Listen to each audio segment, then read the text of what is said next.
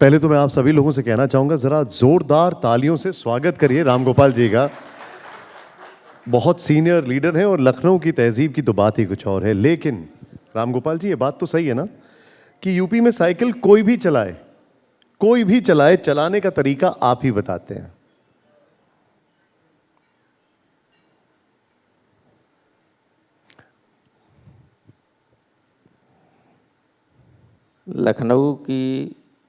लखनऊ जो उत्तर प्रदेश की राजधानी है, वहाँ बैठ के चाहे किसी क्षेत्र के लोग हों, उनसे ज़्यादा राजनीति कोई नहीं जानता है। तो मैं क्या बताऊंगा इसमें आपको। आप मुझे ये बता दीजिए कि अभी 4 चरण के बाद साइकिल की स्पीड कैसी है, क्या अनुमान है आपका? देखिए, एक तो ओरिजिनल स्पीड होती है किसी भी व्हीकल की, चाहे साइकिल हो चाहे और कुछ हो,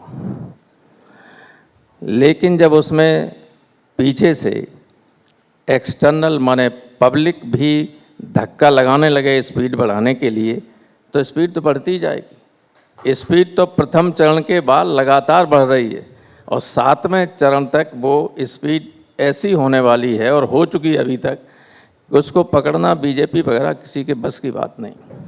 तो ये बताइए मुझे कि जो साइकिल है उसको पंजे ने कैसा पकड़ रखा है? नहीं, पकड़ नहीं रखा है, पंजे को लेके चल रही साइकिल। पंजे को लेकर चल रही है साइकिल। बीजेपी कह रही है कि पहले 4 चरण में ही 270 वो पार कर चुके हैं, अब 400 की ओर बढ़ रहे हैं।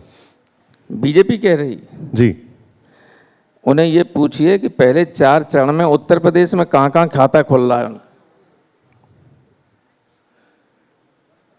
बीजेपी का परंपरागत वोट जो है बड़े पैमाने पर अंदर से जो नाराज है, उसकी वजह से या तो उसने समाजवादी पार्टी और कांग्रेस को वोट किया या वोट डालने नहीं गया। तो बीजेपी का कहीं पैर टिक नहीं रहा है। क्यों अब लगता है? केवल बातों तक ही सीमित है बीजेपी। क्यों लगता है आपको कि परंपरागत वोट जो है वो नाराज है? परंपरागत खुलेआम नाराज।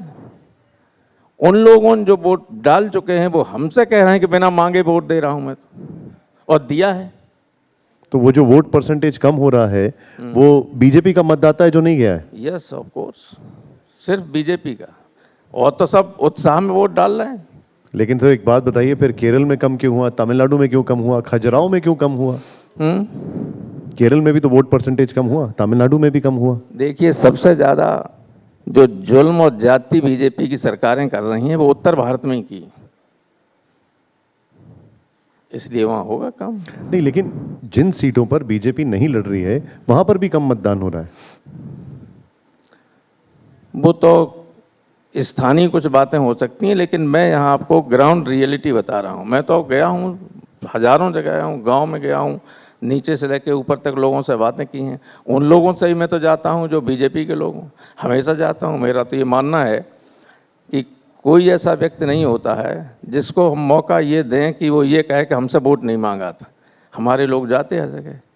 पहले जो रुख हुआ करता था उसमें और अब जो रुख है उसमें जमीन आसमान का अंतर है। हमने देखा कि कई बार इस दौरान सपा की तरफ से आरोप लगे, जैसे पोस्टल बैलेट पर सवाल उठे, कहा गया कि मुस्लिम बहुल इलाकों में वोट नहीं डालने दिया गया। ऐसा है क्या?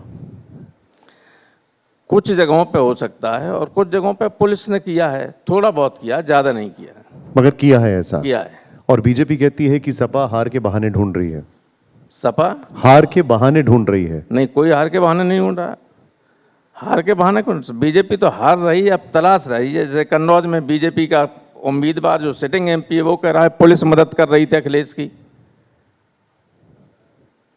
तो जो हम लोग नहीं कर रहे, हमने तो कहा नहीं है। मैं जानता हूँ एक आध जगह थाने आनेदार करते रहते, उससे इतने बड़ी कॉन्स्टिट्यूंसी में कोई ज़्यादा फर्क नहीं पड़ने वाला होता है। आपसे पहले इसी जगह पर, इसी मंच पर यूपी के डिप्टी सीएम ब्रजेश पाठक जी थे। वो कहते हैं कि अखिलेश जी के सारे फॉर्मूले फेल हो गए, सारे गठबंधन फेल हो गए, इसलिए वो पीडीए का फॉर्मूला लेकर आए। अब वो तो ऐसा है, बीजेपी के नेताओं पर, बीजेपी के मंत्रियों पर, और वो जो कह रहे हैं अब उन पर जनता कोई यकीन करने वाली नहीं है। और जब बड़े बड़े नेताओं की बातों को लोग मजाक उड़ाने लगे, खिल्ली उड़ाने लगे, तो समझ लीजिए ये देश का ही दुर्भाग्य है कि देश के बड़े लोगों ऐसी ऐसी बातें करते हैं कि आम आदमी हंसने लगता है, करे अभी कैसी बातें कर रहे हैं ये लोग। ये सब ऐसी बातों पर उलझे रहेंगे और 4 जून को इन्हें असलियत का पता चल जाएगा। नहीं तो मैं इसीलिए आपसे एक और चीज़ जानना चाहूँगा। केशव मौर्य जी भी यहीं पर थे अभी थोड़ी देर पहले। उन्होंने कहा कि अखिलेश जी जो पीडीए कह रहे हैं उसका मतलब है परिवार डेवलपमेंट अथॉरिटी।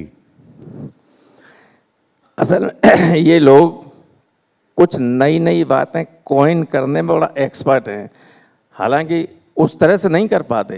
प्रधानमंत्री का इसका कोई मुकाबला नहीं। ये लोग सब प्रधानमंत्री की नकल करना चाहते हैं, इसे अधकचरे लोग हैं और जो बात कहनी चाहिए वो ठीक तरह से कह भी नहीं पाते हैं। वो कह रहे हैं कि समाजवादी पार्टी ने जो 5 यादव उम्मीदवार उतारे हैं वो सभी परिवार के हैं। क्या और उनको उम्मीदवार नहीं दिखाई दिए? जब भाई सारा देश मोदी जी का परिवार है तो मोदी जी ने अपने परिवार के लोगों को उतारा, तो हमारा भी समाजवादी परिवार है, हम पर समाजवादी परिवार उतार रहे हैं।